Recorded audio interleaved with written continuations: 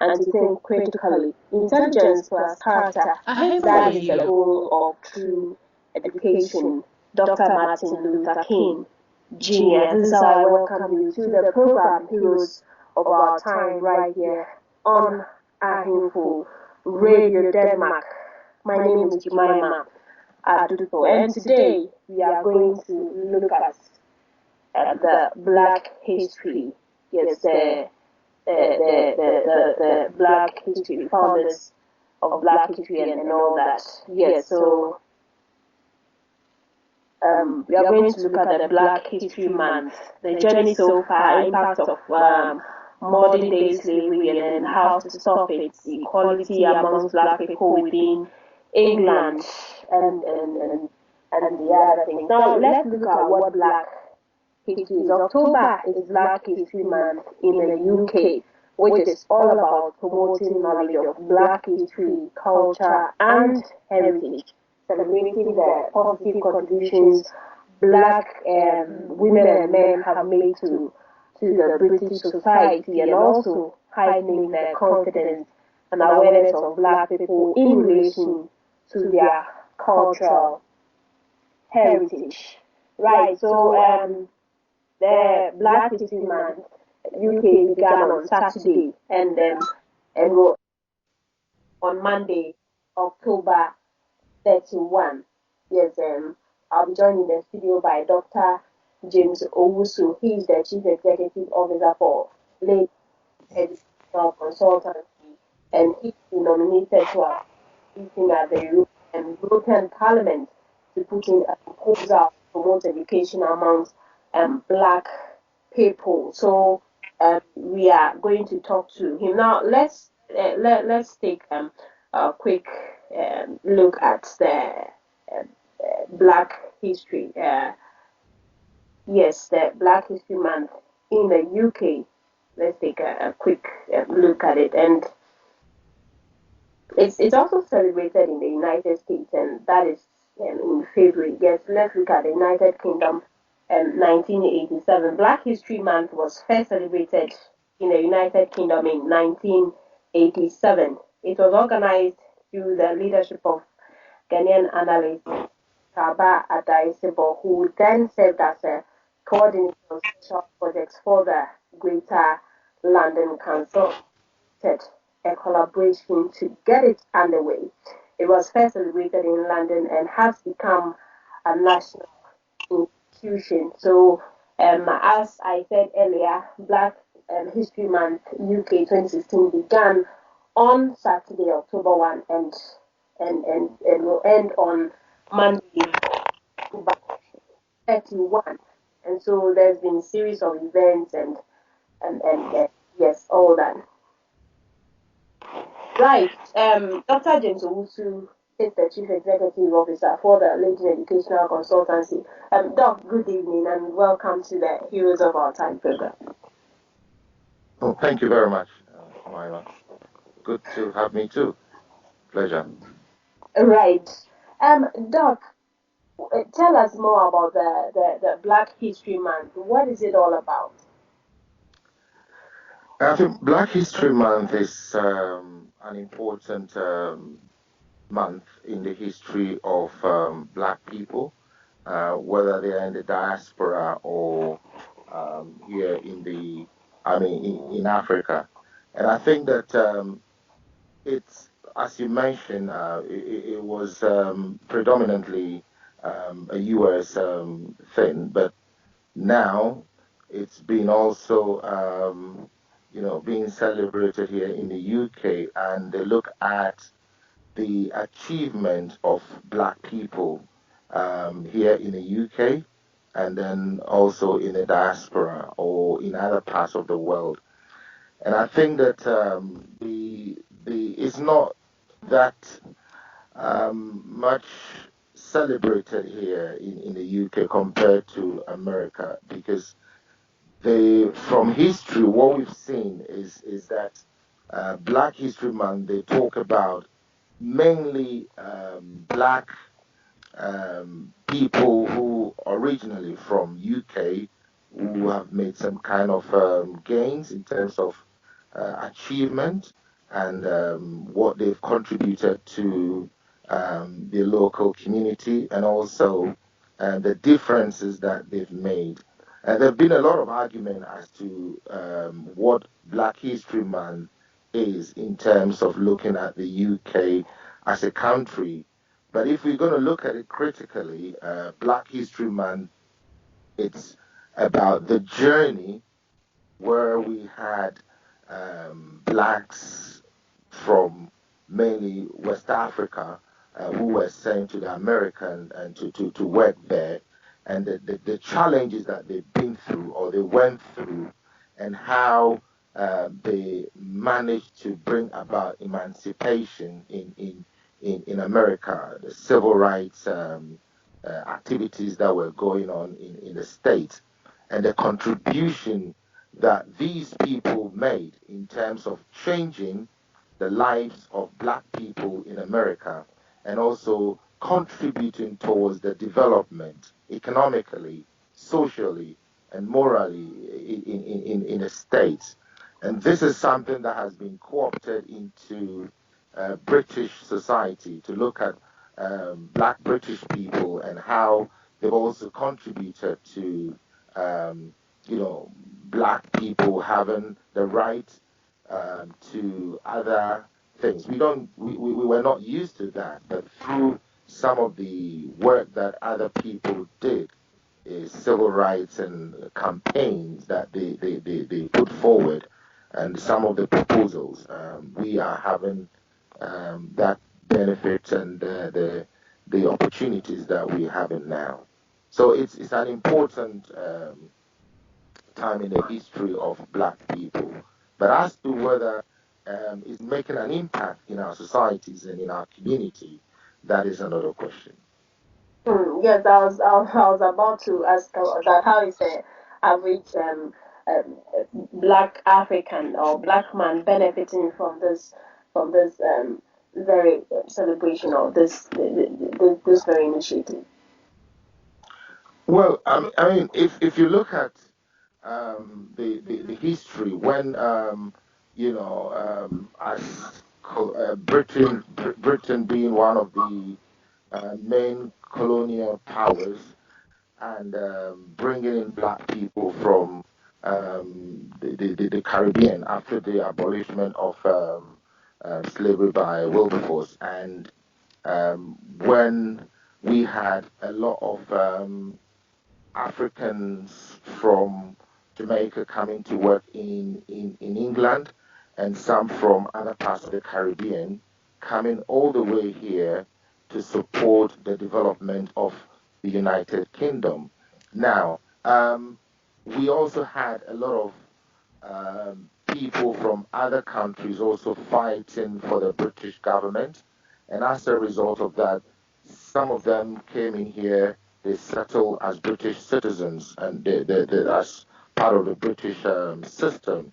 Now, the question is, there's been a lot of challenges when it comes to black people doing well and making progress in terms of the academia, and also making an impact in their communities. We've had a lot of challenges, and all these challenges, mainly some of them have to do with the equality things that we had. There was a report in August that was written by the Equality Commission, which was published in August, looking at how black people are doing in terms of looking at the the developmental aspect of our lives, and we're not making significant progress, though there is an open field now in terms of opportunities for young black people. But the thing is that our aspiration, the way we aspire to do things, we lack a lot of aspiration because of our background, our social economic situations. We needed quite a lot of role models to inspire our young people to achieve. But we have challenges, especially where a lot of young black mothers and fathers are not gainfully employed, doing skillful jobs, and they have to spend more time in working long hours to make ends meet. And as a result of that, it's having a very, very bad impact on our young people, because mothers and fathers have to work long hours in order to make ends meet. And we don't spend much time with our young people, working with them at home, homework, and all these things. So that is also affecting our young people in terms of development. And we are not working together. We're not supporting each other. We're not working as a community, as an ethnic group, or as a group where we can say we are a population of black people and we are supporting one another to make significant change in our communities. We're not seeing this in our communities, and that is some of the things that is mitigating black people doing well in our local and in our communities. Hmm. So, Black History Month, let's look at the journey so far. Looking at the people like Martin Luther King and the rest, comparing their generation to ours, what do you have to say about the educational system and as you indicated earlier on the employment opportunities and stuff like that? How has the journey been so far? Have we improved? Are we retrogressing? What's the way forward? I think there have been quite a lot of changes in terms of African Americans, black people here in the UK, in terms of their educational ladder. Now, for the past 10, 15 years, there have been massive reforms in our educational system. And if you could remember, there were a bit of debate as to the percentage of black people going to higher education, looking at top universities. We've had some successes in our universities where young black people are being admitted into top universities in England. Now, we comparatively looking at what is happening in America, where there are a lot of black caucuses and black organizations where they sponsor African Americans. They give them scholarship. They give them opportunities, to aspire to higher level. We don't have that kind of organizations here in the UK, where corporate organizations do support young black people who are brilliant to aspire to higher levels. We don't have that kind of setup here. So I think if we want to complete the journey where our young black people can move on and aspire to higher levels, then we need, as a group, to support, to come out with funds, to come out with some foundations or some organizations where we can sponsor very bright young people, especially black young people, to go to some of these top universities and to support them. But I think we're not having this, and that is something that is lacking in black communities. Hmm.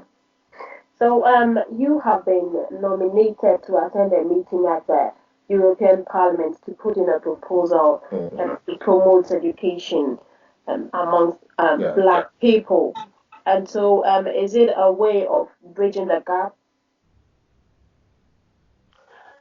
Yes, sort of. I think the background of this has to do with the fact that I think we've seen in 2012 there was a rout in Tottenham, if you could remember, after the death of Mark Dugan, where young black people went on the street in Tottenham and vandalizing and causing all sort of problems. And there was investigation was done, and they commissioned to look into the causes of all these problems. And one of the things that came out from the report was that a lot of young black people were disengaged. They feel that the system has let them down. They feel that they're not being supported.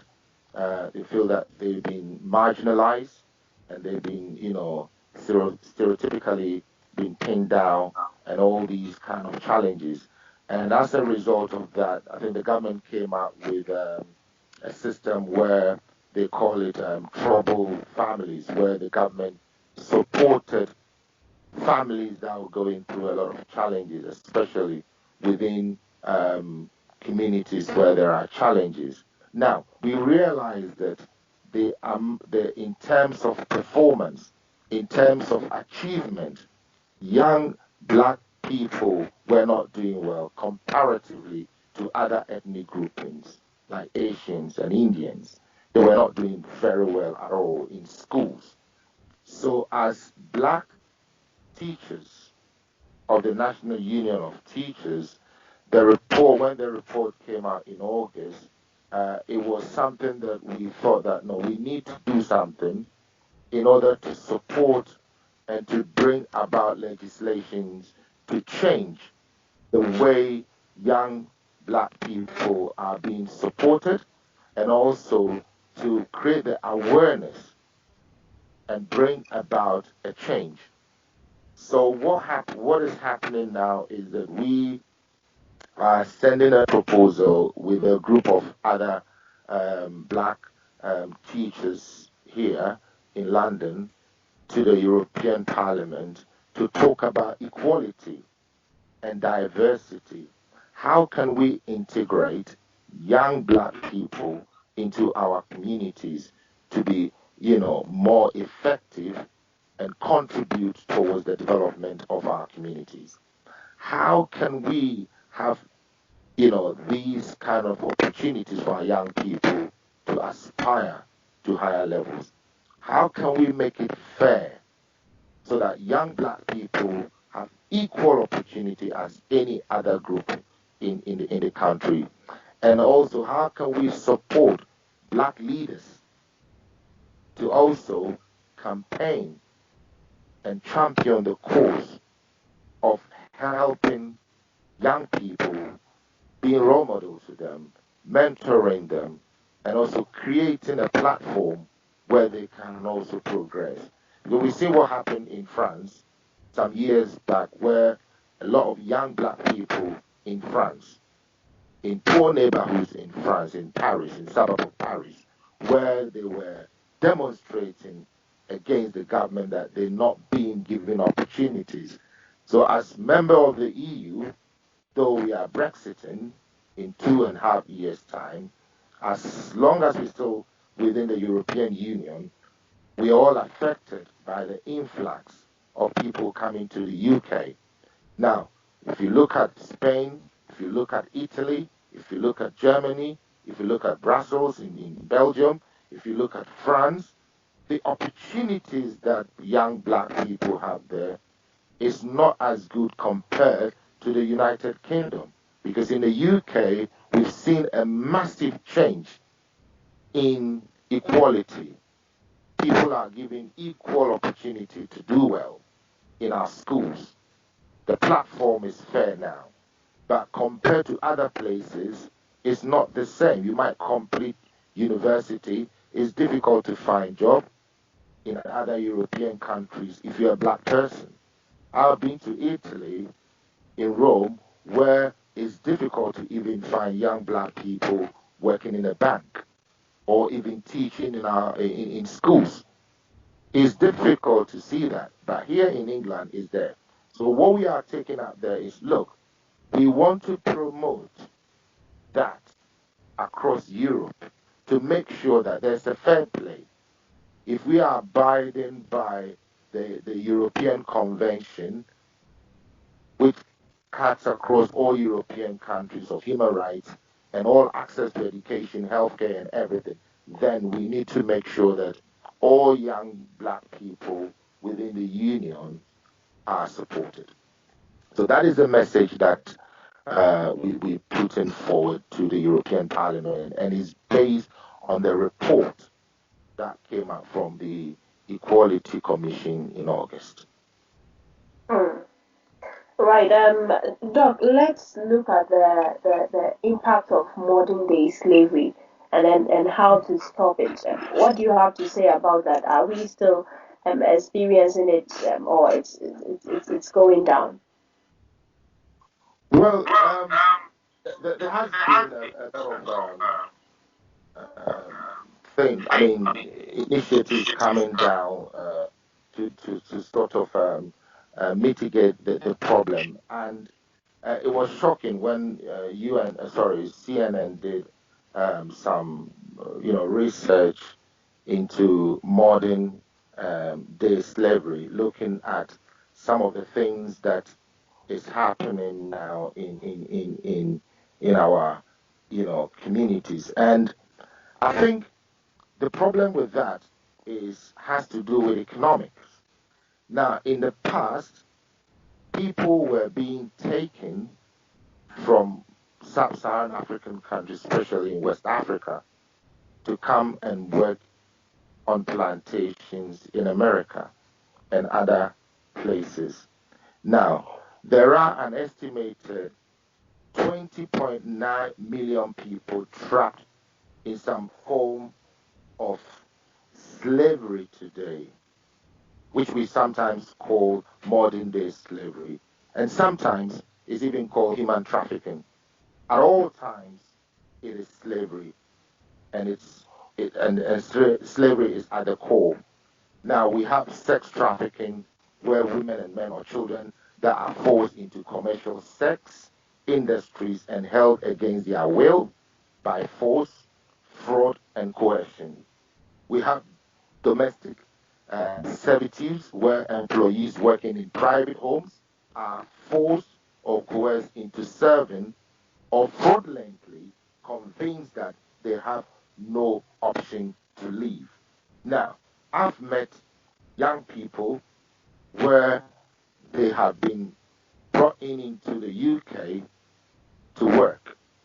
They promise them, well, you're coming in, you got a good job, and then they end up doing things that they don't want to do. There was a recent documentary on Al Jazeera looking into modern day slavery in France, where young African women were promised jobs, they came in, and they were being used as sex slaves. Forced labor, where human beings are forced to work under the threat of violence and have no pay. These slaves are treated as property and exploited to create a product for commercial sale. We have all this bonded labor where individuals that are not compelled to work in order to repay a debt and are unable to leave until the debt is repaid. It is the most common form of enslavement in our world. And these are some of the things that we need to look into. Child labor is rampant in Africa and in most developing countries. All the things that we buy from all these shops, big shops in Western world, are produced by child labor. And that is what we're talking about, modern day slavery. Whether forced labor or domestic servitude, bonded labor or sex trafficking, whatever it is, you will see that a lot of children are being forced to do all these things because there are no opportunities for them to go to school. And as a result of that, some of these young children are supporting their families and they're being used as slaves. Forced marriages, women and children who are forced to marry another without their consent or against their will. All these things are forced kind of slavery that we experience. And it's shocking that we see these things in United Kingdom.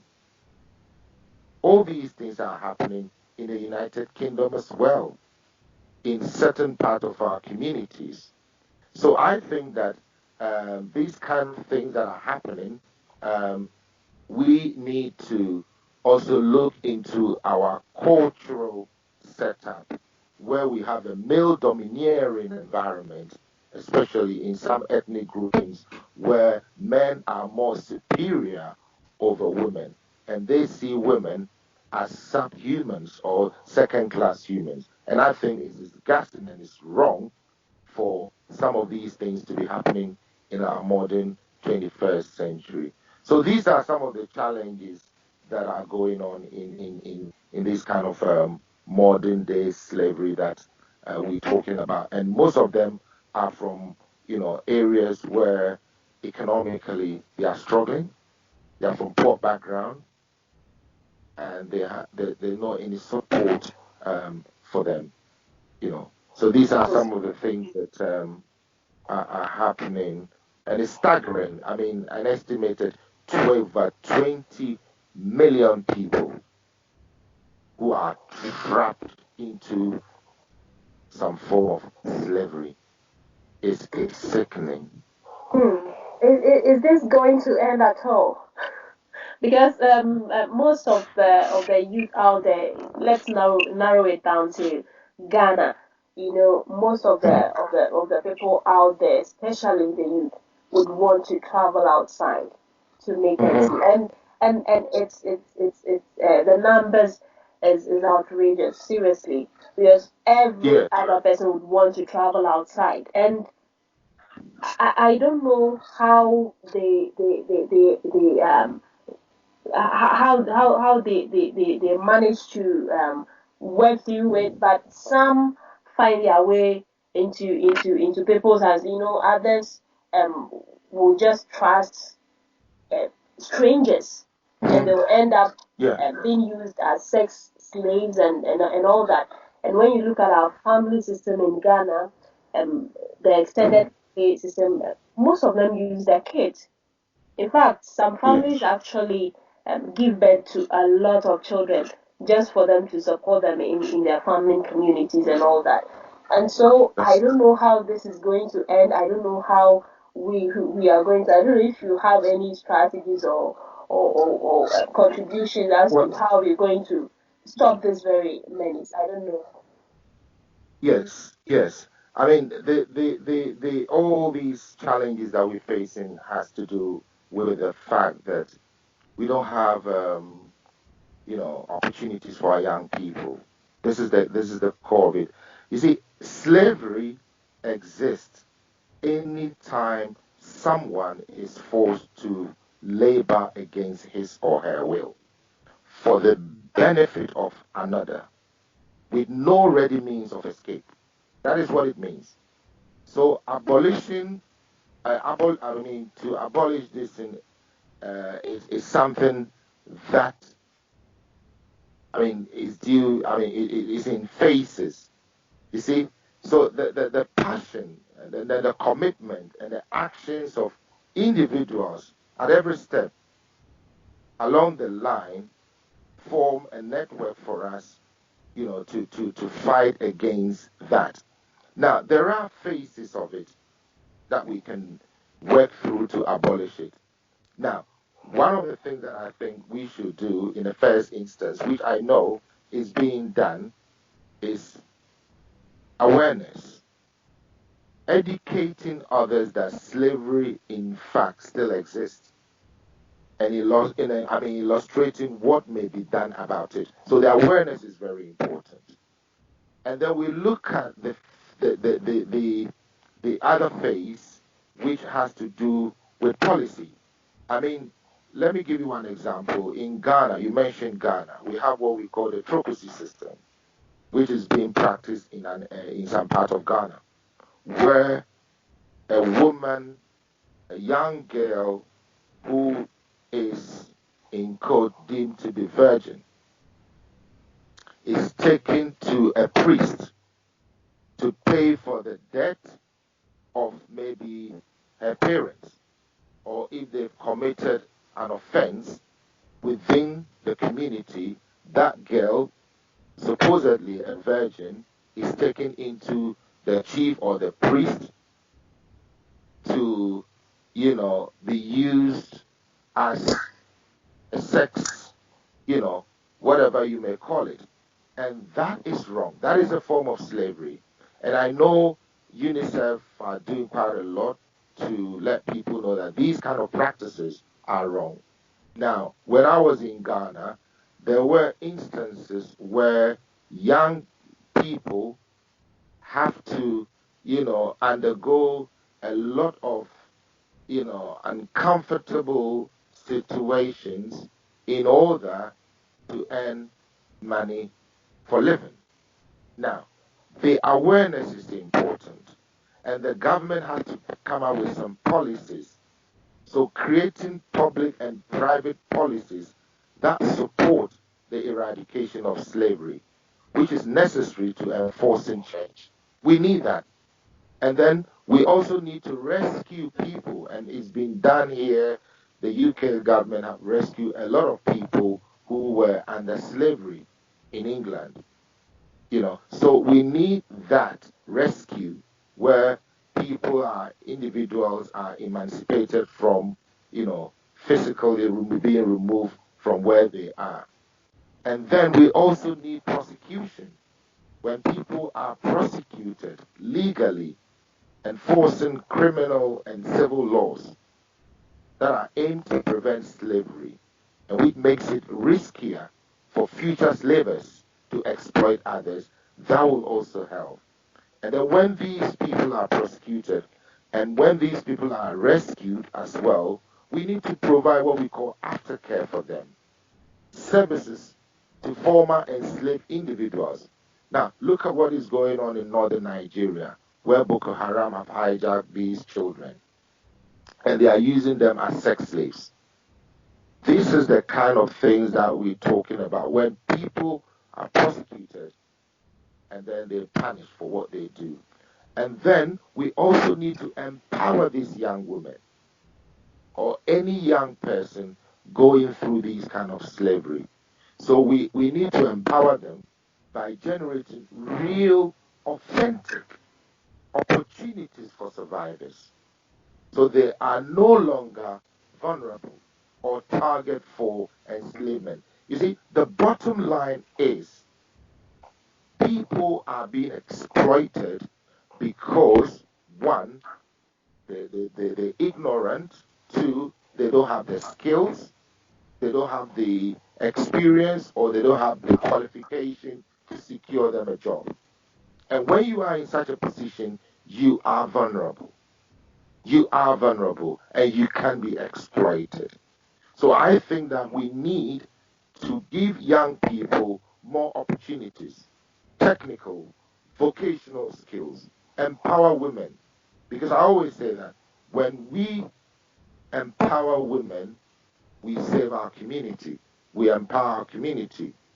Because whenever you give a woman education, it's more than giving a man a gun to shoot. Because when you give a woman education, the woman can make a lot of transformation and it's powerful. And I think that that is what our governments need to do. And it boils down to leadership. That is the key. It boils down to leadership. And we need to serve our young people and create opportunities for them. And when we do that, we will mitigate these challenges that we are facing. So, is it about time to incorporate human trafficking information into our professional associations? Because it seems that a lot of people are into slavery and they don't actually know. Seriously. Yes, you're right. And that is exactly what I was saying, that we need to create that awareness, education. We need to let young people and people know in our schools. I mean, I work in a school and we talk about all these, contemporary form of slavery that, which is also known as the modern day slavery, where institutions of slavery continue to exist. And there's so many things that we can also do to ensure that young people, communities, we can even send talk about this in our local churches. We can create awareness in our local churches to let people know. Because, I've been to a place where even in some churches, some people are held without, their wishes or permission because they are emotionally imbalanced and they're being seen as, having problems.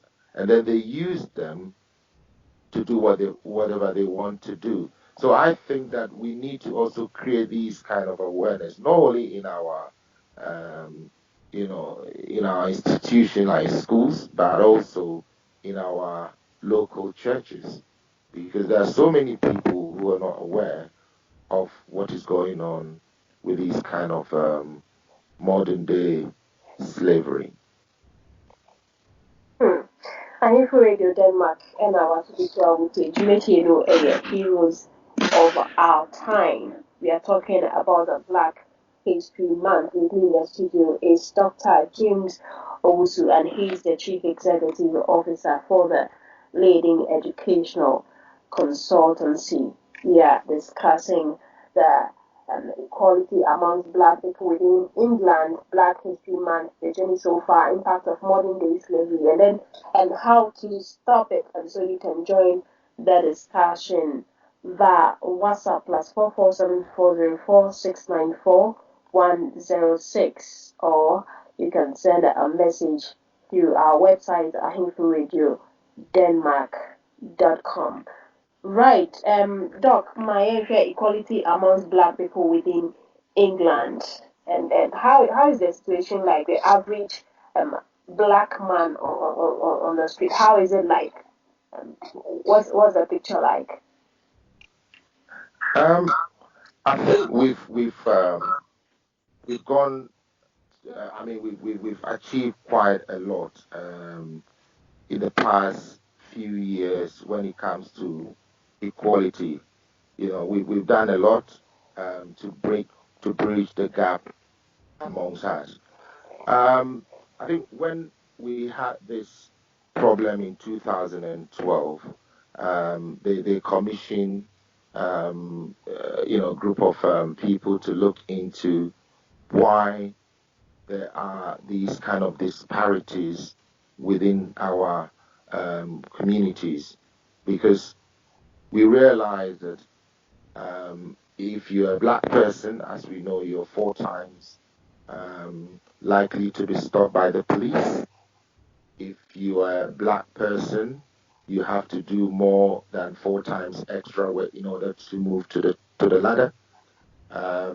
If you're from a black background, you look more stereotypic. People look at you and they have different perception. That's the reality.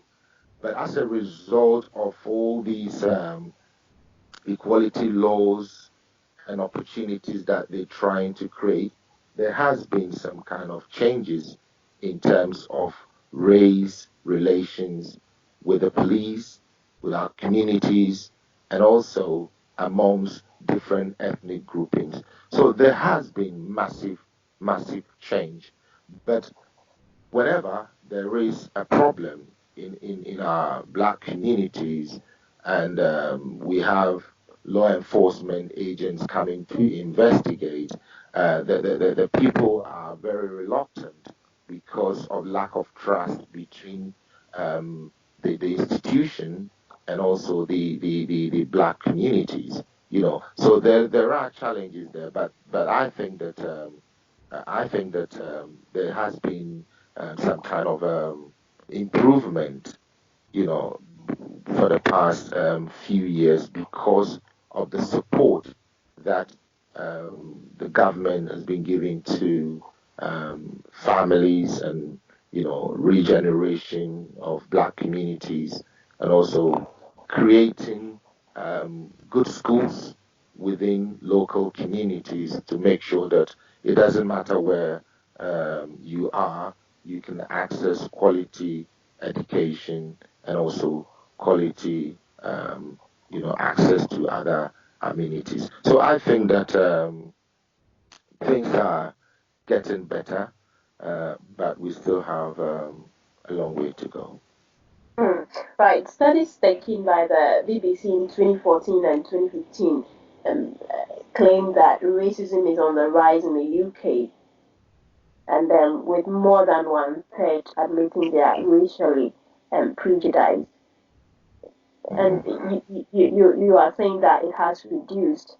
Um, since when has it reduced? And because a lot of people complain about this very issue. We know it's going down, but and the pace has it reduced drastically, or Yeah, not drastically per se, but there has been some improvement. I think what the report that you're referring to came as a result, or whenever there is an incident, if there's any terrorist attack or there is any incident of a major incident. We've seen this recently, where there have been hate crimes and racist attacks on individuals as a result of some of the events that are taking place in our communities and in our world. Now, I don't think that things are that bad, because I've lived in a community where we've seen tensions within different races. But to me personally, yes, the reports are there, but it depends on where you are. But I think that there's been a significant change. Though we're not there, we're still making progress. We're not there yet. We still have some sentiment of racism in our society. They're there, but comparatively, looking at other European countries, I think that the United Kingdom is doing very well. Look, I've been to Rome, where I was told that if you're a black bus driver, no one is going to sit in your bus. You're going to go around without anyone jumping into your bus. I have experienced it when I came off a flight. I took a train to my hotel. I sat in the train and nobody sat next to me because I was a black person. and how did you feel? Well, I felt very bad, but before going there, I read a lot about the people there, and then I had some flavor of how the attitude of some people, not all of them, some people are towards black people, and I felt bad, but I wasn't angry because. I knew that this is what happens. I mean, some of them behave in that kind of fashion. So I think that we've made a significant um, improvement. Things have changed here in the United Kingdom compared to other countries in the European Union. We've made a lot of changes, and I know that. Sir Phillips, who was the equality commissioner, did quite a lot of work on that. And I would say that it is that bad. We're making progress. Yeah. Hmm.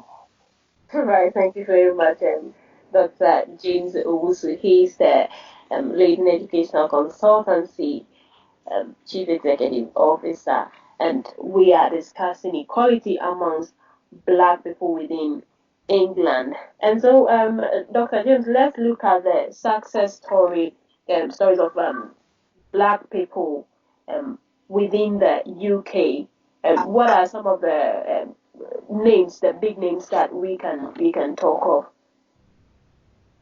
Well, that's an interesting thing, isn't it? Yes, please. Yes. I mean, the if we look at black um, people in general. in the UK, then I would say that you won't. For instance, if I want to mention names, one of the things that I can come out is you know our MP who is called this lady who is the shadow development secretary now is the home secretary. Dinah Abbott has done significantly well, representing the face of black people in parliament. She's done quite a lot. She's an MP in the Labour Party. She's the shadow home secretary, and she's done quite a lot of work in promoting equality among women. I know of Chrissy Quarton, who is also an MP, a black MP in the Conservative Party. He's also done quite a lot looking into Brexit. We have Mr. Jima, who was recently in Parliament, also talking about equality as well.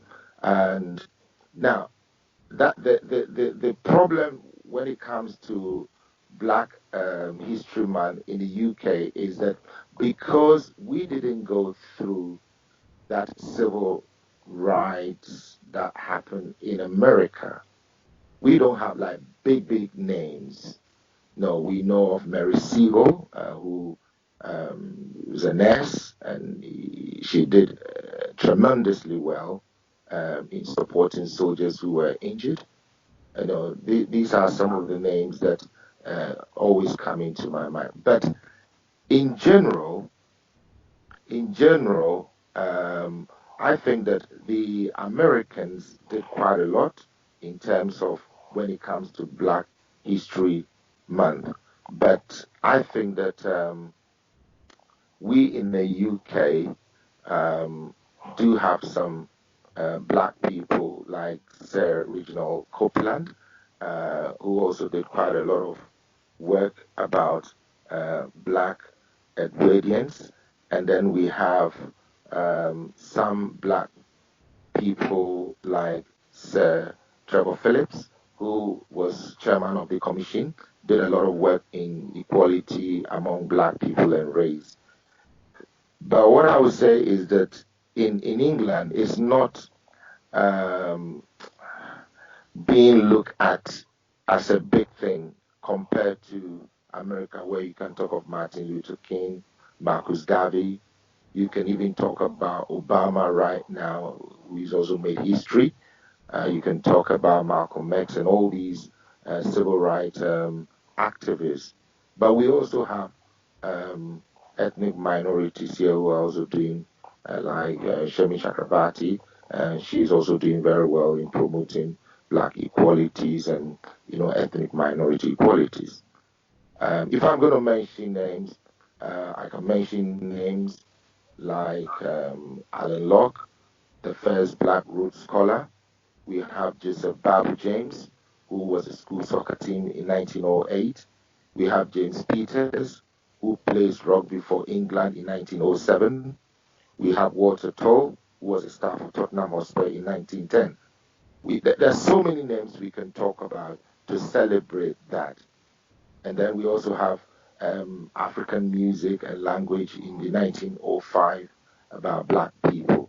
So there are a lot of achievements, but the challenge is that it's not something that is being um, enshrined within our curriculum that is done in America. They celebrate them, and it's in their curriculum, in their school system. But we don't have that in England. So a lot of our young black people don't even know some of the achievement of, our black people, what they've done in terms of transforming our communities and our country. A lot of young black people don't know, and that is very sad. And we have Dr. James Owusu. You Well, didn't your name. Why? no, I'm not there. I'm not there yet, but we are working towards um, supporting and helping our young people to also aspire to do great things. You know, name is not the most important thing.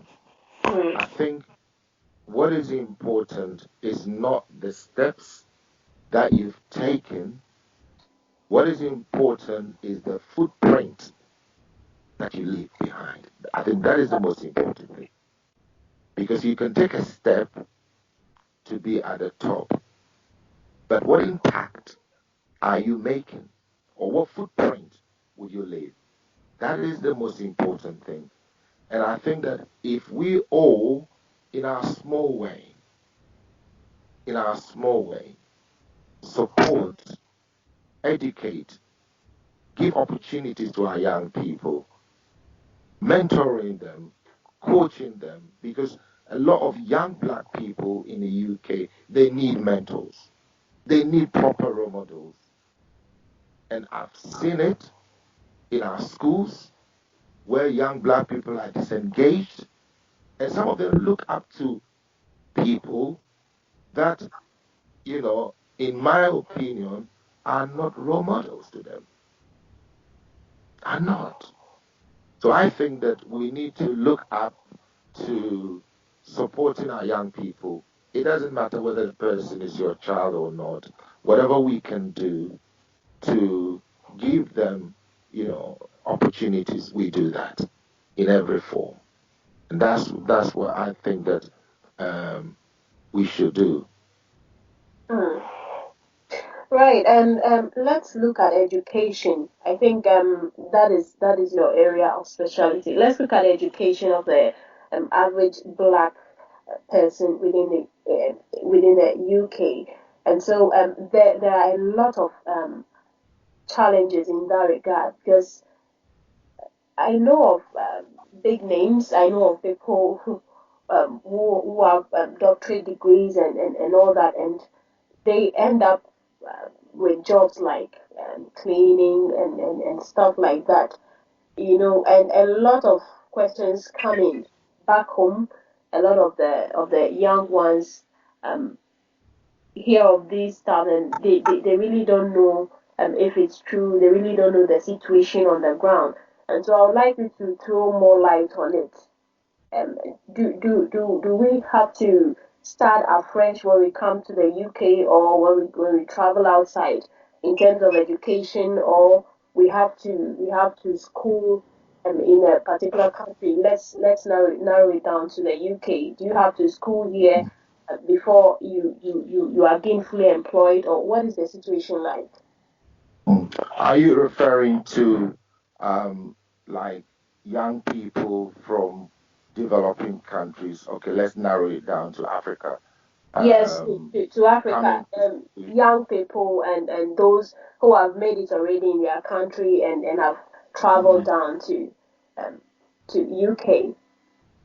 mhm. There's people who have Okay, masters so already and they are not getting employment here with their certificates. And so, what is the yeah, situation actually like? I think that the changes that we've seen or the situations um, has to do with some of the changes in the law of the country in terms of immigration laws. But let's pick up the first point that you made. Someone completed university in Ghana and then come over here, let's say, to do a master's program, and then the person finish it with a master's degree, and the person end up doing job that is not in line with his or her qualification. Is that what you're saying? As an example. Yes, that is the impression out there that no matter the Yes. certificate that you come to the UK with or you travel outside with, you would have to school in that very country to get a certificate from there before you are gainfully employed. Other than Yeah. that, even if you have a PhD from your country, you have to Yeah. put that certificate aside and go for cleaning jobs and jobs like that. Yeah. Okay. I Now don't know I how think true that is, but I would like you to touch on that and What's the situation actually like? Yeah. I think what I know is that in the past, when you come in here to study, um, after you've graduated, you are given 2 years working visa to work. Now, this was abolished last April, and they've changed it. So when you complete university, you cannot stay in here and work. Now, a lot of people come here with good qualifications, but I think one of the things that we are not doing to help our young people or people who come over here is to give them the direction and the information. Let me give you one example which will clarify or answer your question. Now, in the early 2000s, late 1990s, when Tony Blair came to power in 97, and we had a very, very acute shortage of teachers in the UK. Now, anybody who came into the UK at that time, in the early 2000s, with a qualification from any country, with a degree or a qualified teacher, I mean, even if you're not a qualified teacher, you have a degree, you can go through the system to get your qualification to work here legally. And you can also, if you're a qualified teacher outside, you can work for 4 years as an unqualified teacher. Now, a lot of people came here with good qualification and didn't know that they can go through that system to regularize their stay. And they came in with 6 months visas, and after the 6 months, they became illegal immigrants. And later on, they realized that, look, I could have done this, I could have done this and that to regularize my stay. So one of the things that came out was that there should be a need of networking where someone comes here with a qualification or a good degree, we can support that person. We can give the person the right direction to get into the right job. Instead of doing cleaning job with a degree in maybe finance or whatever, or with a master's degree. So one of the things that came out was that a lot of people, it depends on the person you visit or the people you make in contact with. If they are not highly educated, to give you the direction, to support you, to let you know, that you will end up wasting your 6 month visa, because at that time, when you come here with a 6 months visa and it's not expired, you can have access to being given the opportunity to regularize that. So that is an example of how people manage to get good jobs. But those who didn't know, with all their degrees, they were doing cleaning jobs, and then it became difficult for them to regularize their stay. Now, the cost of education now is very expensive, and it costs about £12,500 a year if you're an undergrad, a year in the UK. So you're looking at over £40,000, almost £40,000 to do a 3-year degree course in the UK as an undergrad. Now, the question is, when you finish, with all the costs of your education, can you stay here and work to recoup or make some money to pay for all these costs?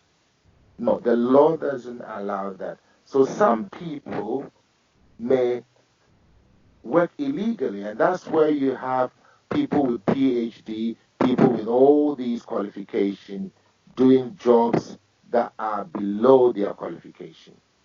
And these are some of the things that are happening, and people are pushing forward that there must be some changes to support people who complete their university education here, and then they can work based on the qualification that they have. But the law doesn't allow that these days. When you are finished, you have to leave. Now they've introduced this year an internship program. It used to be for most developing countries, but this year they have this internship program where when you complete university in Ghana or any other country and you graduated within a year, you can come here as an intern for 2 years to work in any institution related to the course that you've studied. So they've changed the 2 year working visa when you complete your school year to an internship program where you come here as an intern to work. So I think that it's lack of information. That is why a lot of people are in a mess. But when people come here and they're given the right information and the right direction, some people get through the system successfully and they secure good jobs without having problems with their immigration status. But what I would advise personally is that it's better to do the first degree in your home country because the cost is less. And then for a postgraduate, when you come here, which is about a year, sometimes you may get some grants to do that, and it's less costly. But if you come in here for a first degree, which takes about 3 years, it's very, very expensive. And I advise people to do online courses, which is equally the same qualification you will get. If someone is doing an online course at Oxford University, sitting in his or her room in Ghana, and someone is here doing finance, the same course, they will still get the same qualification. It won't say that you stayed in your single room in Ghana to do a course in finance on an online course or distant education at Oxford University. It's not going to say that on your certificate. So I think that with all these challenges that is going on, with higher cost in tertiary education and higher education, we need to encourage more people to do distant learning, online courses for first degree, and then for your postgraduate, which is about 8 months to 1 year, taking away the holidays, you can manage that. I mean that is what we need to be telling our young people and people in developing countries. Unless your parents are rich enough to send you here to study, to pay for the cost of accommodation, your university tuition fees, your transport costs, your health care, and all the things, it's extremely difficult to study first degree here, especially if you're doing courses in the sciences where you have to pay extra for equipment. And I mean that's my personal view on that. Hmm.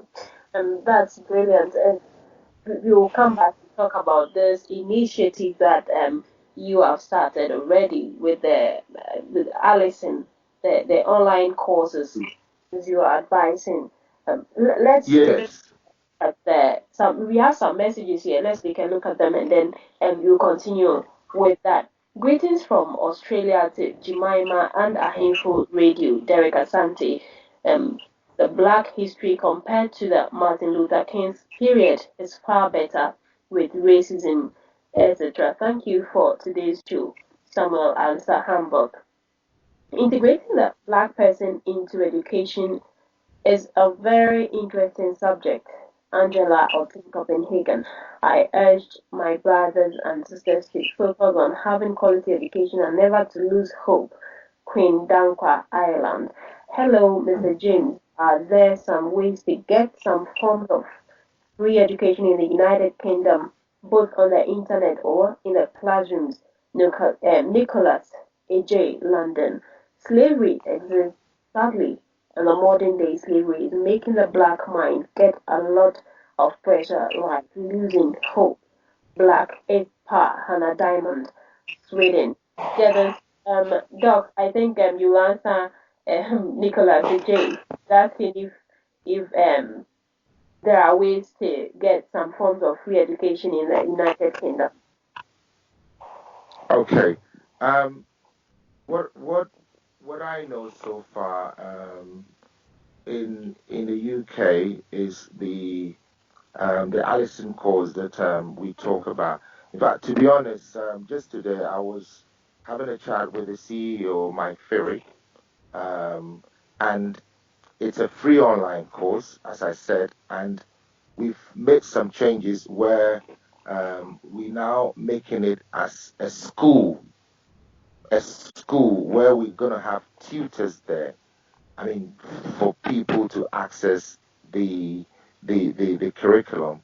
Now, the Allison online course, which is a free um, education platform, you don't pay a fee for it. It's free. They have over 700 courses on it, and we're working in partnership with a lot of universities who are creating the courses online. Now, it was created by a group of students who completed Harvard, including my FERIC, and then they all put their resources together to promote global education. Now, it's up to advanced diploma level. It's up to advanced diploma from the lowest form of education you can think of, from certificate all the way to diploma and then to advanced diploma. It's over 750 courses online. Now, what has changed is that they now advertising for tutors. I just had a chat today. So we started this in Ghana where we created centers. First, it used to be you just go into the center, you have the platform there, you sit in front of the PC, and then you study. But now we realize that a lot of people struggle with some of the content.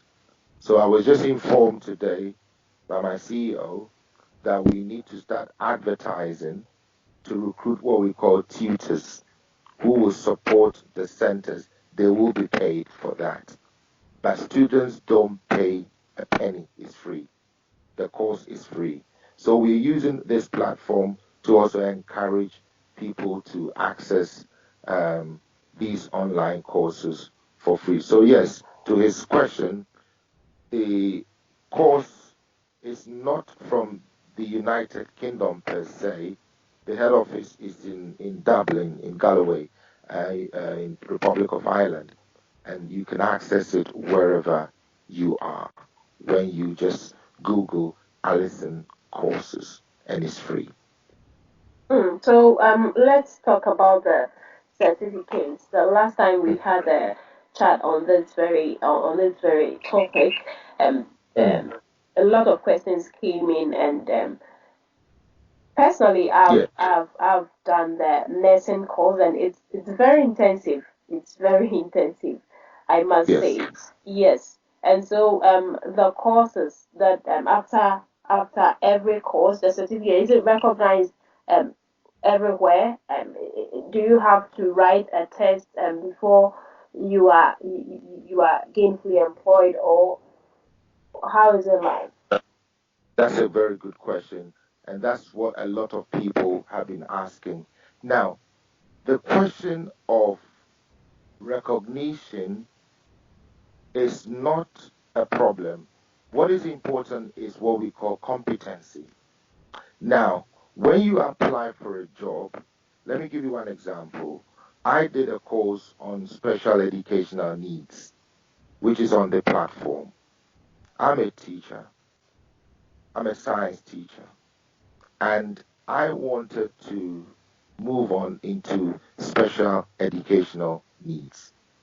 Now, it's going to cost me about $600.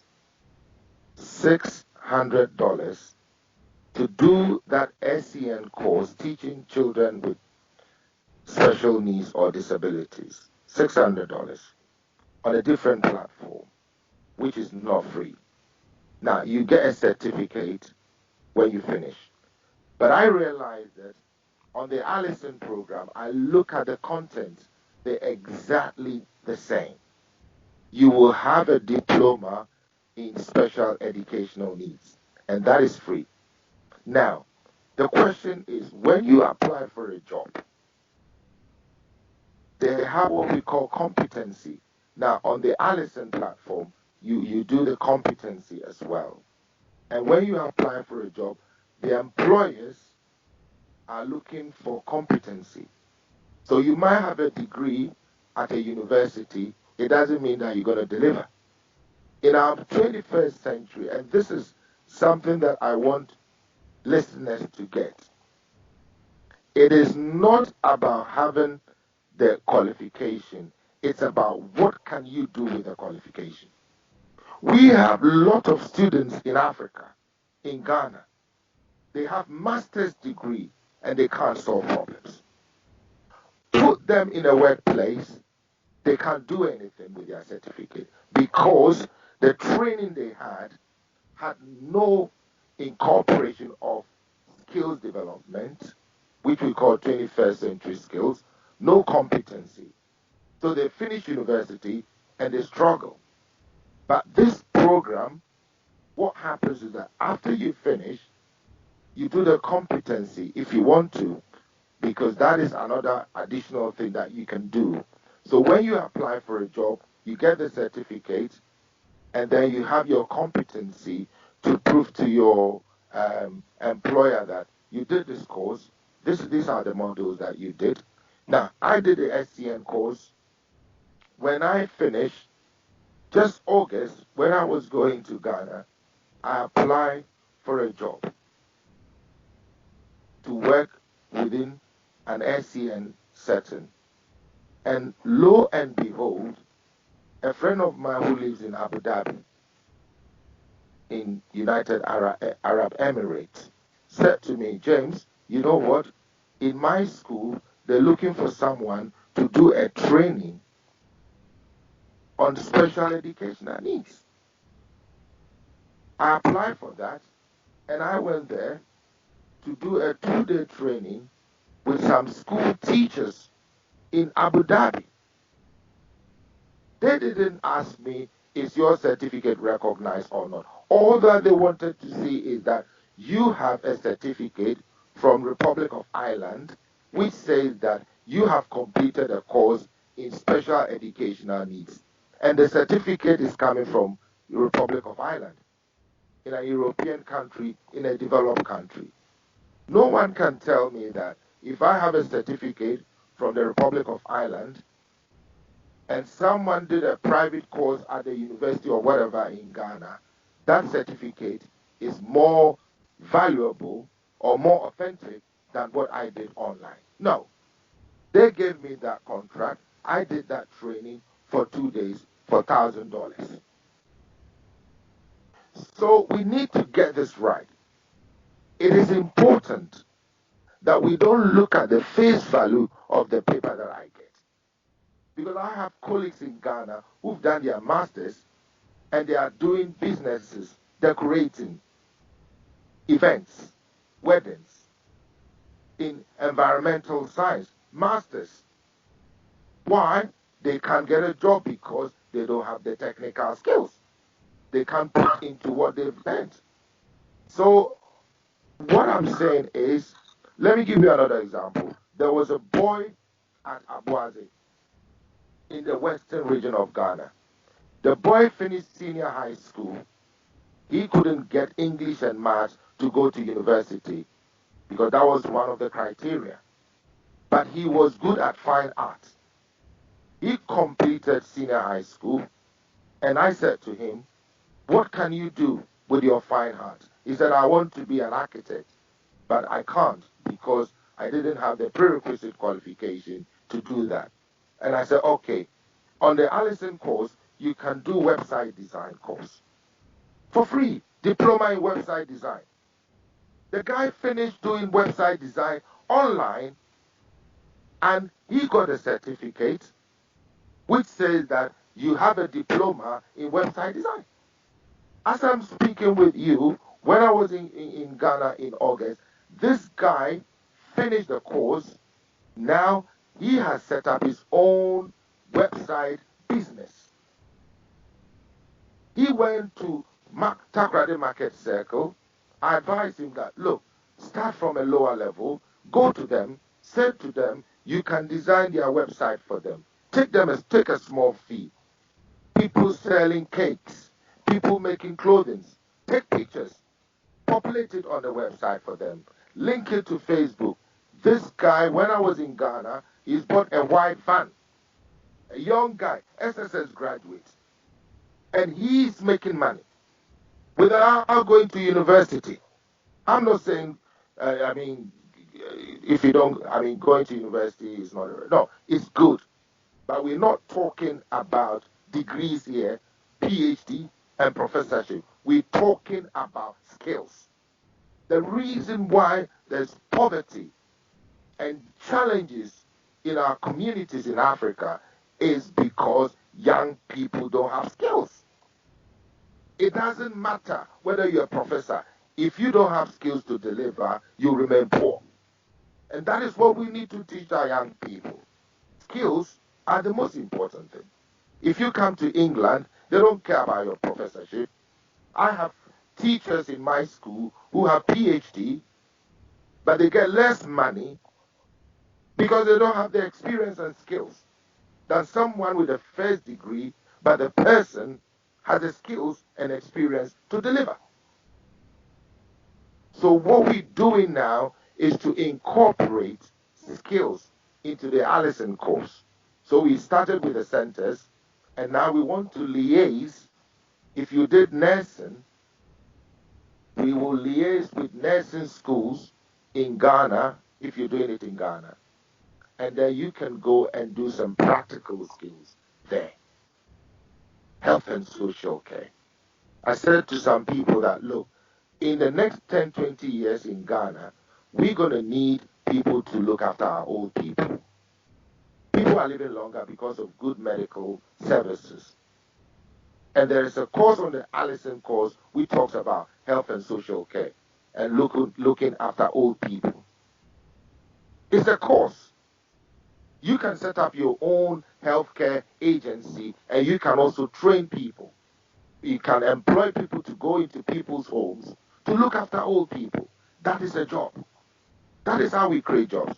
So we need to let our young people know that if I can't go to university because of funding, and I have opportunity to do a course online, to acquire some qualification and some competency, and I can start my own business. I think, Jemima, you saw the headline news about this young lady at Cape Coast. She completed senior high school. Yes, and I'm trying as much as possible to bring her on the show.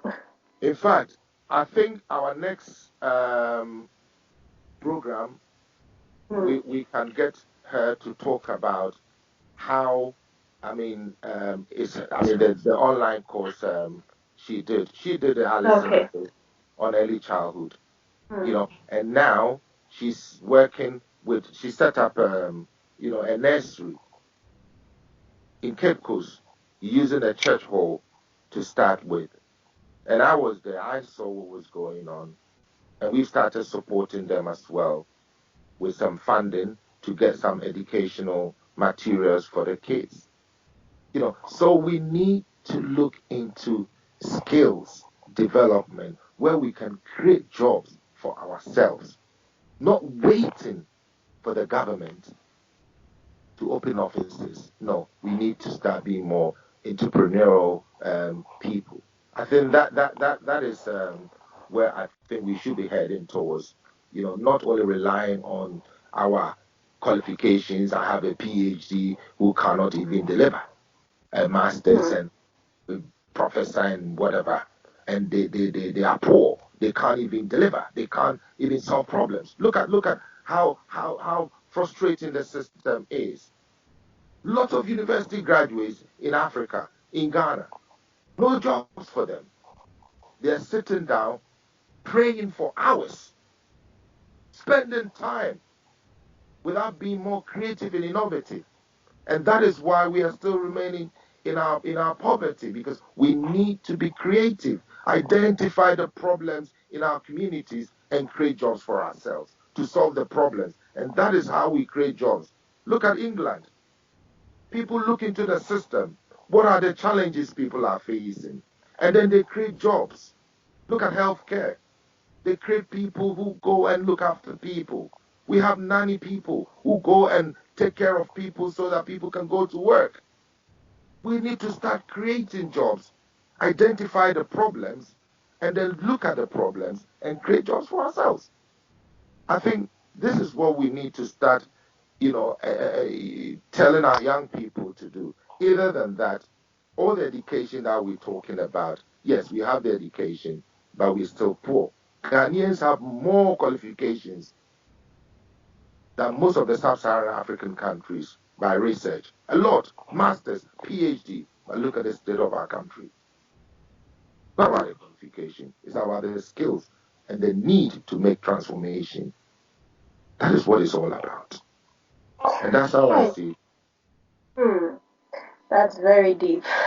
Right, Mr. James, I have some messages for you. Thank you, Mr. James, for the views on the internet educational courses. Sarah Ayeli, Copenhagen. Please, can you spell where we can apply for the courses? Ali, please let me know when. Let me know so I can Google. And thank you very much for this information, Daniel Williams, Illinois. I hope these courses can be used in seeking jobs also outside London. Thank you, Sandra Otu, Sweden. Can I access the courses in other languages? I have some friends in Philippines and China who would love to do these courses too, but unfortunately, they don't understand English. Please help. Gregory Ofori, Japan. Right, and no, Dr. James Owusu, please answer these questions and then we continue with the discussion. Uh, the translation. Yes. Okay. Now, what at the moment we don't have that facility there, but when we went to a conference at Barcelona, I met a group of people from Germany. They're retired. They are IT consultants, and they are into education.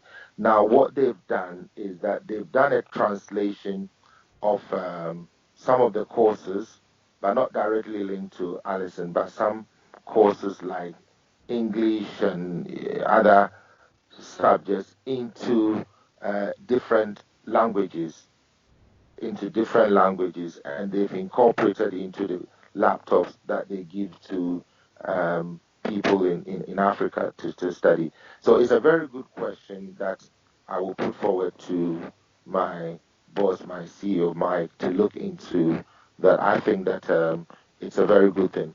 But on the same platform, even if you don't understand the English language, there are English courses online as well, which is free, that people can also log into, and it starts from basics, that it's self-taught, audios and other visual things that people can start also learning the English language gradually, to access the curriculum.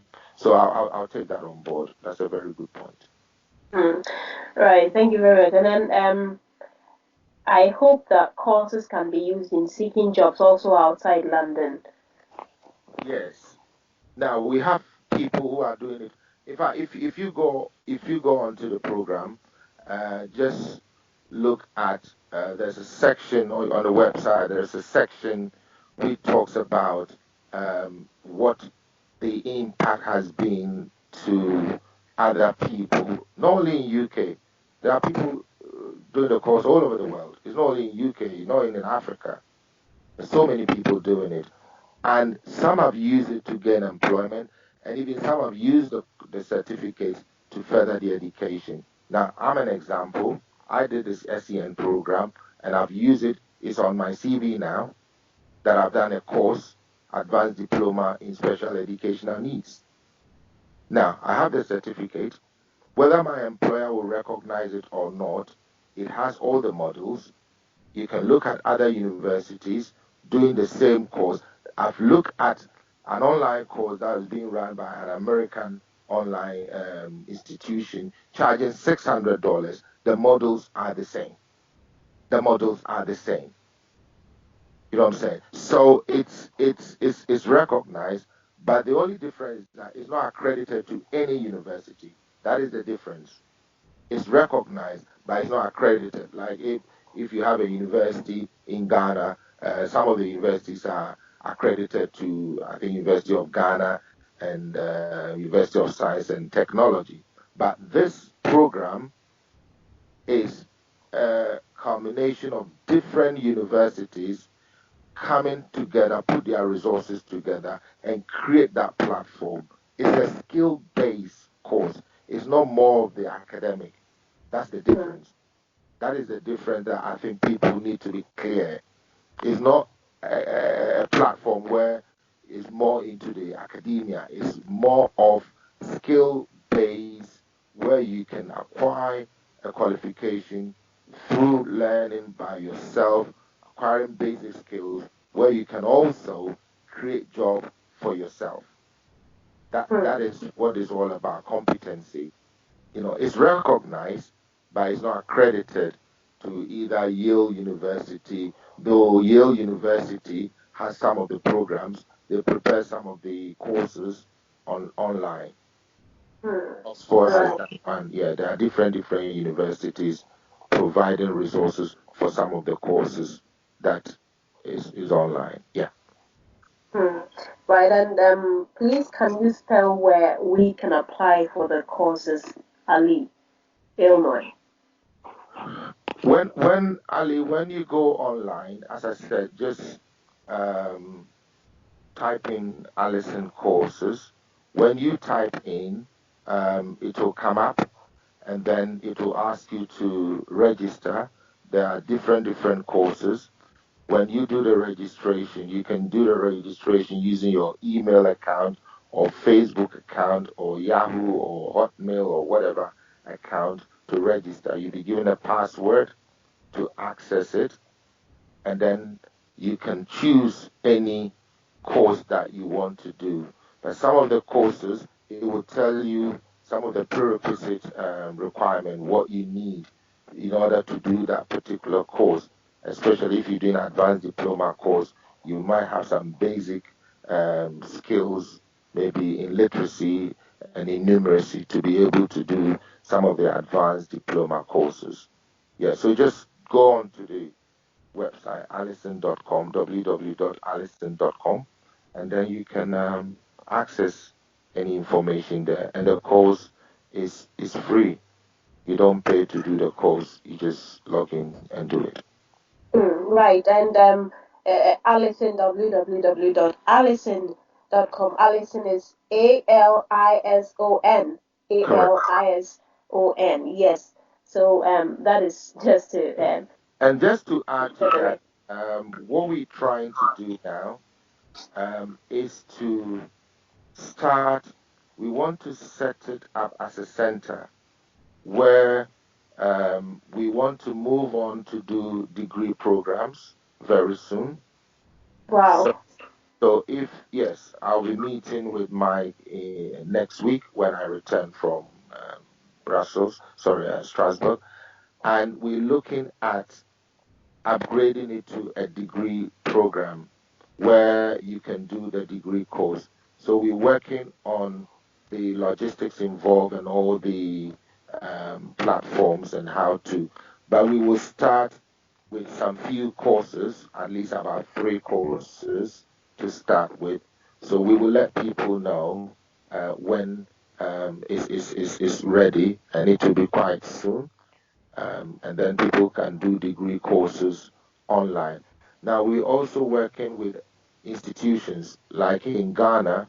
If someone is doing plumbing work, we link the person up with a plumbing institution or company where the person can go there and learn practical skills. If you doing nursing and patient care, which is one of the courses online, then we will link you up with a hospital where you can also learn some practical skills about nursing and patient care. It's different from nursing as a course. Nursing and patient care is how to look after someone who is sick. That's what it means. It's not about a degree in nursing where you inject someone and take and take blood sample. No, that's not what it means. It means that you have the training, the skills to look after an old person or a vulnerable person or someone who is sick. How to administer medication, how to look after, how to handle someone, how to care. And I said that we will need a lot of people in the next 10, 20 years because people are living longer and people are looking out for jobs and they're leaving their old people at home. So we're going to need people, as we have in this country, we're going to need young people to be doing that job. And that is an area that people can start looking at to creating jobs there. Hmm. So if for you to get them to Allison to get the placement for you in terms of the practicals, how do you go about that? Yeah, we started negotiations with some institutions. And like I said, yeah, I had a chat with Mike today, Mm. last, who is the African director who is based in Ethiopia. Now, they've asked me to start um, getting tutors who will be training them at the center. So that is Okay. first step. Now, the other thing is that we're also looking at working with institutions, like I mentioned. I've made some contacts with some institutions that if someone is doing a course in, let's say, finance, Hmm. well, we will place the person into a financial institution where the person will put in practice what the person have learned and also get some practical skills on the job. So we want to expand it further, and that is why now in every area where people are, we want to set up centers. So it's not going to be that you're going to be in isolation in your room alone doing the online course, but we're going to have centers where you can go there and then you can be supported. Okay. All Yes. right. That's lovely. That's lovely. And so let's look at Ghana now. In fact, even parliamentarians, some of our parliamentarians are there and they don't have certificates. And so, yes, seriously. And so, are you thinking of What making it? what do you mean by they don't have certificate in terms of Oh yes, oh yes. uh, yeah, yeah, I but know. it's true, but I don't know what kind of certificate. Diploma or degree, you know. And so I think that it's not going to be of benefit to the poor, but it's also going to benefit even celebrities because I know most of these people who are so busy, so much so that they don't have time to go to class, and Yes, so most of them apply for these online courses and yes, know that with good publicity, a lot of people are going to benefit about this whole thing. And it's a very good initiative. I love it. And yeah, then yeah, absolutely. You're right. I mean, just before I came back to London, I met Ghana Private Schools Association now, and they are the early years side. I mean, those dealing with children from early years. Now, one of the things they said to me was that you see on the Allison course they have early years courses and all the educational courses, educational psychology, and as you know, in Ghana and in most African countries that I've visited, most of the early years schools, the teachers teaching them, most of them don't have qualifications. A lot of teachers teaching early years children are graduates from senior high school who couldn't get the chance of going to university. So they are working with these children. And you can imagine, and you and I know that in England and most developed countries, to work even in a primary school, you must have a degree in education. It's a must in England that I know. and in Finland and in Norway, in most developed countries. Now, in Ghana, it's the other way around. A lot of our early year centers, they don't have qualified teachers there. I've seen it, I've worked with them, and I know it's a fact. And the social service have been asked to manage up to that level, and they don't have the capacity to do that. So what they said to me was that they would like all their teachers to do the online course to get the skills. Because imagine you have children, some of them are special needs children, and then you graduate from senior high school fresh because he couldn't get to university, lack of funding, or couldn't meet all the requirements, needs to be time or needs to get something doing, and then you just dump this person into the classroom, and there are children there with special educational needs. How is that person going to support that child? It is serious, and I've been to different areas in Ghana where children with special educational needs are frustrated and they drop out because their needs are not being met. What kind of society is this? And we are the first African country to sign the UN Right for the Child, the United Nations Convention for the Right of the Child. Ghana is the first country who signed that in 1981. And look at the children in our country. We did a research in Central Region where a lot of children who are not being inclusive in our educational system drop out of school because the system cannot meet their needs. It's alarming. And if we are not training these young people, and I always say that we don't need to spend a lot of money sending people to do all these higher PhD professorship, and it's irrelevant. Let us look at the grassroots. We can have a fast-track training program. It was done in England in 1999 and 2000, where we had shortage of teachers. They had what we call Teach First and Fast Track, where people can be trained to get the basic skills in the classroom to teach.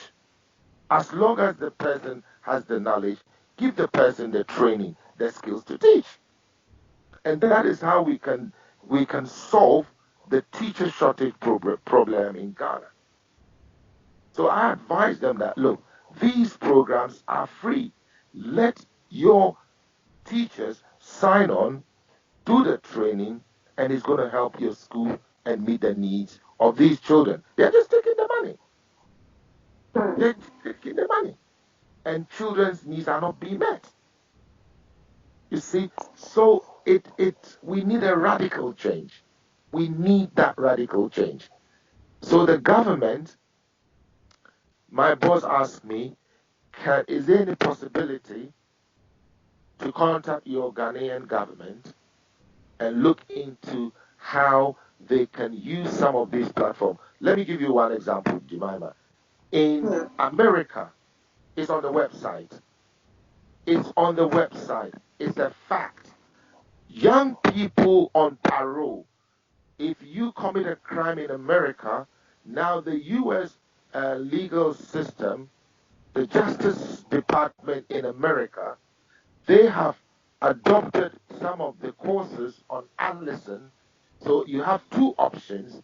Either you go to jail or you do a course on Allison. It's on the website.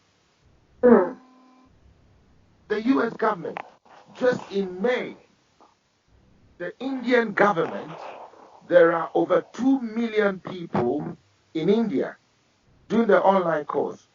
The Indian government, Ministry of Education, signed a contract. It's on the website. Anybody can go there and look at it. With the program, and they are saying that in the rural areas, they want to support young people to get education. And they've signed $20 million deal with Allison to train young people. Ghana, I met with a man who works in the fire service, and some of them even don't know health and safety rules in the workplace. They don't know it. Fire safety is online course. We can get our firemen to sit on the computer, get this training done. Look at what happened in Ghana in last year, where there was this rain and there was fire in a filling station, killing. It will never happen in England. Why? Because a lot of young people working in the filling station don't have any skills on fire safety. What did the government do? Nothing. And it can happen again. And these are the things that we want to start teaching people. Workplace safety, how to keep safe, fire evacuation, how to make sure that you know what to do when there is fire. These are all training. And it's free online. So, Jemima, it's not about the academia. It's common sense and seeking understanding. That is what even the Bible says. Seek understanding. It's not the amount of prayer that we spend thousands of hours sitting at church praying and asking God to come down and change our country. God will never ever physically come down. Thank you very much for that. Thank you very much. I met young graduates at Achimota Forest in Ghana doing in the bush. A graduate unemployed for 3 years did administration at University of Ghana, sitting in the forest praying for almost 6 hours a day. What are you doing there? He said to me, I want God to listen to my prayer to give me a job. And I said, what have you done about yourself? You don't even know how to write a CV. You don't have a CV. So how are you going to get a job? God will never come down and take you to the employer and get you the job. You have to physically do something about yourself, about your life. So we need to start teaching our young people that it is not the problem of God. It is not the problem about prayer. The problem is ourselves. If we don't change our attitude, the way we do things, we will remain poor. And it's not going to be good for our next generation. So it's all about awareness. It's all about creating and being highly innovative and looking at our environment and creating, solutions and jobs for ourselves. Other than that, my sister, we will still be struggling. And that is what we are trying to do in Ghana. Whenever we meet young people, we want to encourage them that, look, I pray, I'm a Christian, I do pray, but there is a book I read, it says, prayer is not the only solution. Google it, you find it. I look at that title and say, wow, that is a blasphemy. Prayer is not, because prayer is one of the keys. But when I read the book, I realized that when you pray and you don't act on it, you don't take action, nothing happens. And that is true. It's true. It's the hard truth, yeah. I got another message. Thank you very much. I did a Swedish language course through Allison. I saw it from a Ahenfo radio website and I noticed it is from a university in Lund. This course has enabled me to get a job. Good work, Ahenfo. And bless you, Mr. James Samuel, Sweden. Thank you, Samuel. And Samuel is in Sweden. And like I said, it's all over the world. It's all over the world. I said to a young guy in Ghana, we have what we call, there's a program that we do at a center at the airport area there, where we meet, and then we call it one-to-one. We call it one-to-one. We meet university students who have graduated and they want to set up their own businesses, and then create jobs for themselves. And one of the things that I mentioned was that, this language, I don't know whether I've mentioned this, Mandarin, China. And a lot of Ghanaians go to China to do business. And on the online course, there is Chinese language on it. And I said to one of the guys that, have you thought about learning the Chinese language? They started laughing. It was funny. I said, it's not funny. Do you know that people do translation and make a lot of money in this country? I know of a Syrian in London here, a Syrian translator working for the BBC, and the amount of money she's making, a lot of money. She did an online course on English, in English language. And when she came to England, she is doing a translation for the BBC because of the war in Syria. Look at that. And I said, if you do a course in Chinese language in Ghana, you might think, what am I going to do with Chinese language?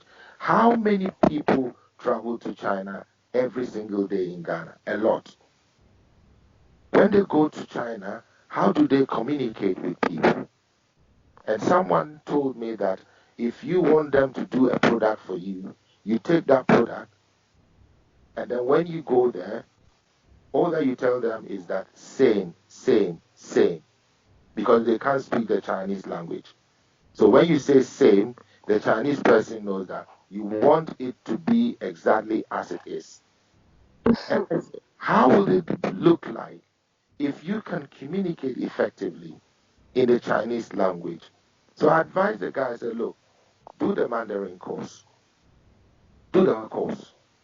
If you do the course and then you advertise that you are running Chinese course, how to learn to speak the language, you'll be shocked the number of people who will start attending the language lessons or classes because they want to communicate with their business partners. So you see, the problem is not about, Ghanaians are not stupid. They are very intelligent people. We have brains. We're doing well. We had our former UN Secretary General being a Ghanaian.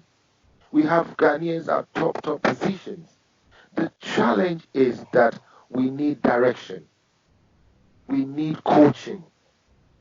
We need to have the right direction and attitude to do things. That is what we need. We are good people. We have the brains, but we need direction and change the way we do things. And we're going to be successful. We're going to be successful. So there is hope for the future. All right, thank you very much. There's this message in Chinese. Unfortunately, I can't read it. I'm very sorry. I will have to do the Chinese course, Right. Mr. Owusu, now let's look at this very issue. Another question that came in was that um, the certificate was expensive, and that those in the poor communities, those that we are targeting in the rural communities, how are they going to purchase it?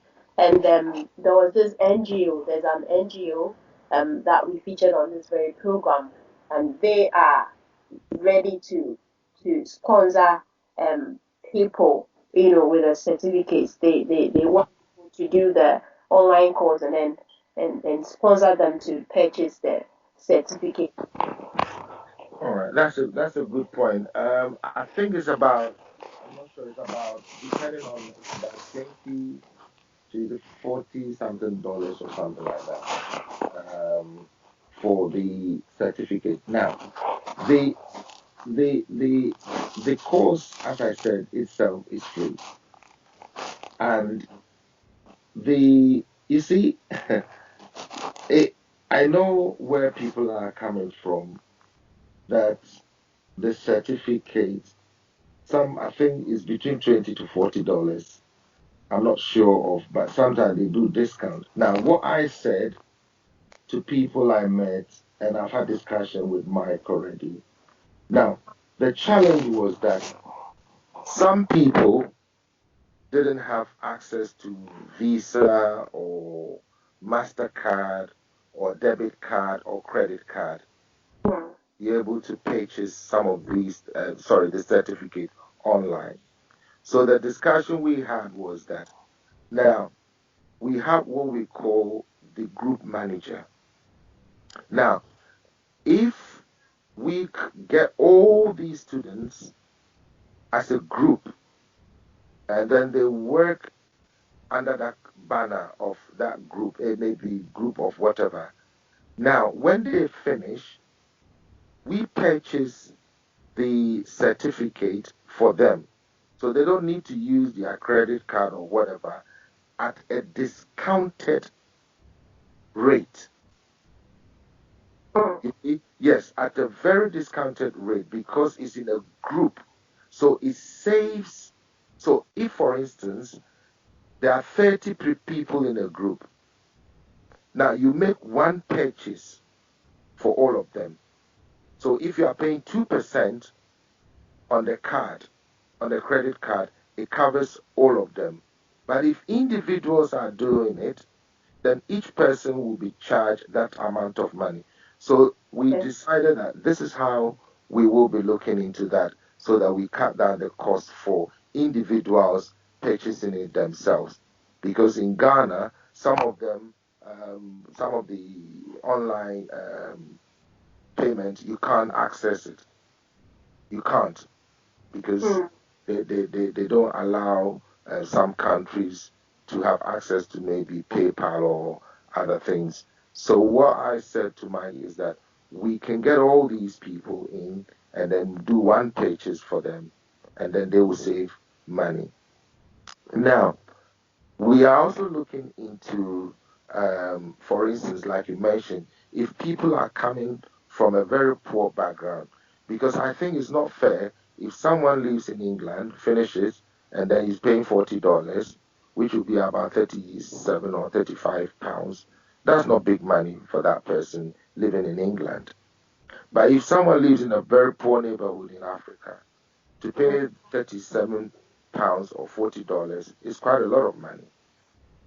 So we're looking into how we can look at the disparity so that people living in poor areas will not pay the same as someone living in Sweden or someone living in England.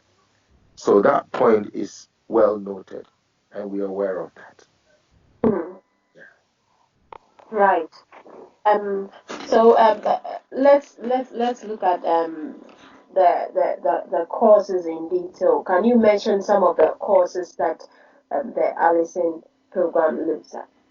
Yes, like I mentioned, there are over 700 courses, and it ranges from it's in 9 different categories. We have a business section, we have finance, we have accounting, we have computer science, we have project management, we have human resource, we have individual courses as well. But the popular ones that we know are the ones that people do, like project management, human resource, business administration, accounting. People do marketing. People also do courses such as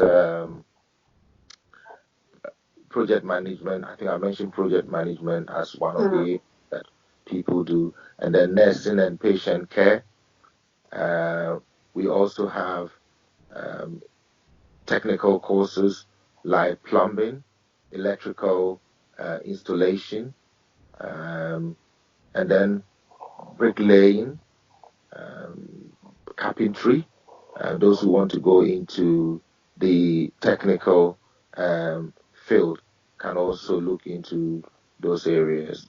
Yeah. So these are some few, but think of any from A to Z that you can think of, and then you can get quite a lot of courses on there. I mean, there are individual subject courses like biology, chemistry, physics, languages are there, and then there are personal development courses like communication skills, interpersonal skills. So you might be a manager in a company.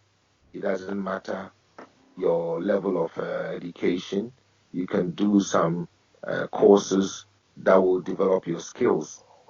So there are courses there for everybody. In fact, regardless of your qualification, you can still do. I mean, I did a course on financial management because I want to know how to manage my finances.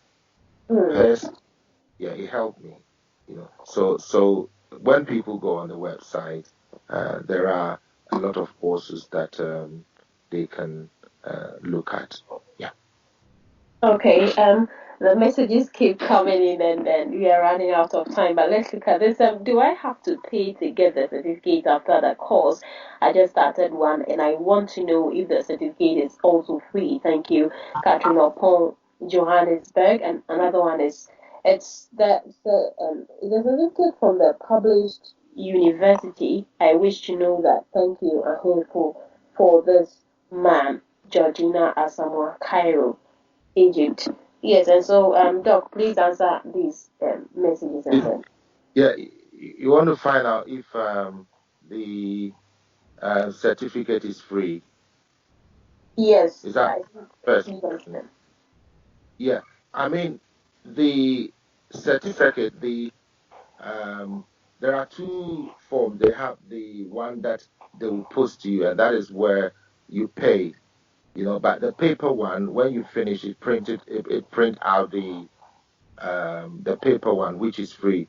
But the one that will emboss and send it to you, well, carved and put in an envelope and be posted to you. That one, you pay for the print out and then the shipment. Yeah, that have to pay for that. Yes. Okay, and that's fair. That's fair. And then there's one that says that it's the certificate from the published university. I wish to know that. Yes, sir. The certificate will come from the Allison, um, you know, head office, which is a group of universities and institutions. Like we have Advanced Learning Academy, we have Open Learn, we have Yale University. So what it means is that a particular course will be run by or be provided by, let's say, Yale University or Microsoft on computer programming. And then based on the models that you do, it will show all the models that you've done on your printout. Because sometimes when you apply for a job, they don't just look at the certificate, they want to look at the models that you've done. And that is the most important thing. So it's not just about the paper, but they also look at the models that you've done, which falls in line with what they're looking for. Yeah. So I that the the the certificates that are being issued, um, they recognize, but it's not accredited to any university. It will come as from Allison institution. And to be honest with you, if you go on the website, they've been awarded a lot of um, awards and recognition. CNN, United Nations, UNICEF, even the BBC is all over their website. You can see what they're doing, and it's one of the largest free online courses in the world. We are upgrading it. We want to make it, like I said, we're looking at starting with degree courses to start with 3 courses, which will come out very soon, and so that people can access degree programs as well. So we're still working on that. And I mean, you mentioned some of the program like social and media marketing, diploma in computer programming, diploma in accounting, advanced control and transactions, diploma in workplace safety and health. Now, there's a guy who is in England who did that workplace safety and health, and he's got a job with a construction firm. You see, look at their workplace health and safety. So it's it's lovely. It's great. It's great. so let's hope that we let young people know that you don't have to sit down and think that everything is over. You do something with your life, and get a qualification, and then you can start from somewhere. You can start from some. Yeah. And then this one also says, what is the difference between the certificate you get by printing and by sending? Sandra Kirsten, Copenhagen. Okay. The one that you print is just it has this. It's the same as the one that will be posted, but the one that will be posted, it's I don't know the right word to use for it. It's laminated with a wooden frame, nicely done, and put to you.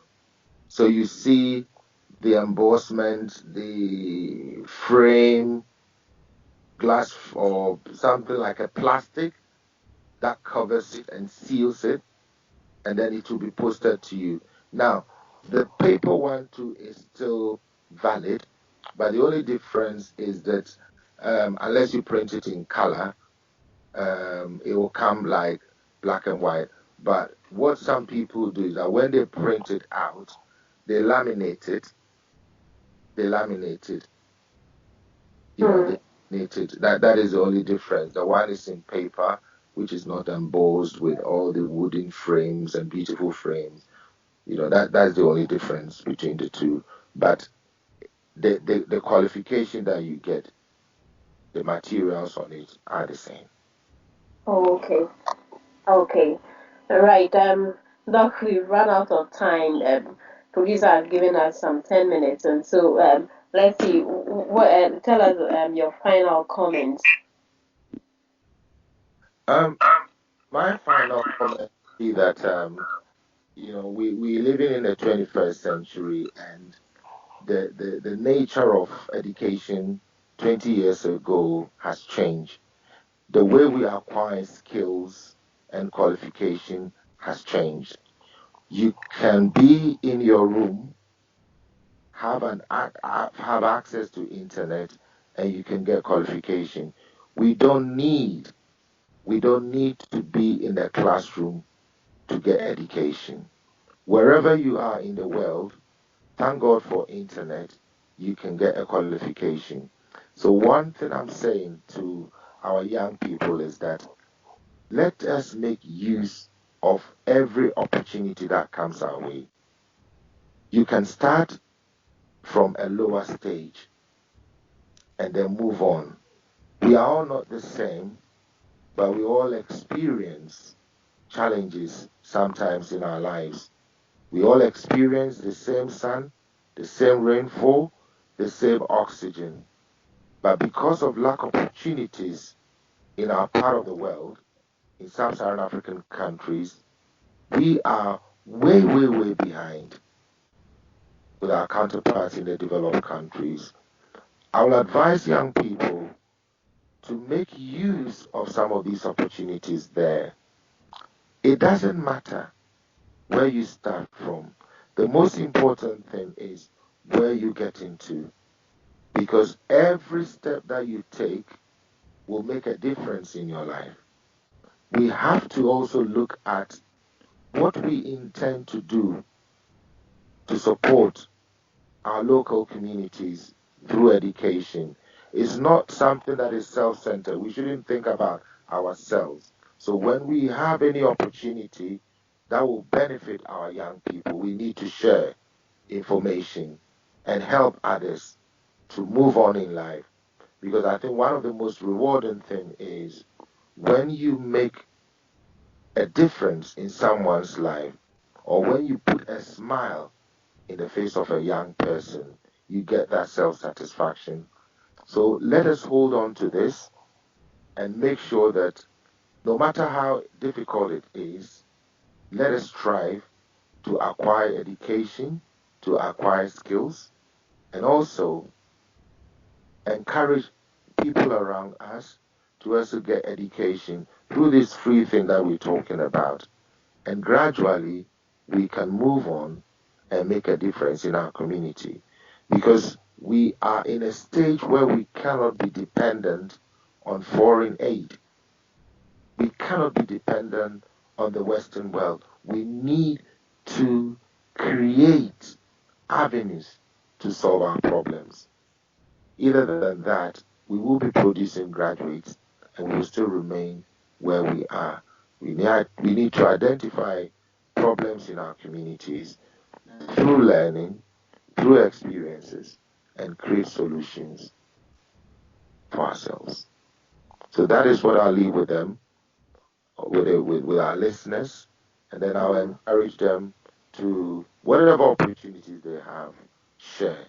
I think it's very important that we share information, and that's one of the things that I realized that was not existing in Ghana, because people sit on information because they don't want you to move on. They want to be at the top, you be at the bottom. And I think that is a very horrible attitude. We need to make sure that everybody is okay. And that will make our country strong and our world a better place. Thank you. Right, Doc, please put your contact across. Maybe somebody would like to contact you later after the program. All right. My telephone number is, if you're outside UK, is +44 795 111 4156. +44 795 111 4156. Or you can email me at owusujames@hotmail.com. owusujames@hotmail.com. Okay. Thank you. Right, thank you very much. Dr. James Owusu is the Chief Executive Officer for the leading educational consultancy. It's been educative, it's been interactive. Right, thank you very much wherever you are, and then thank you very much for sending those messages. Until we come your way at the same time next week with Heroes of Our Time, it's been Jemima Aduko on Ahenfo Radio, Denmark. Right. Stay blessed and stay out of trouble. Bye bye.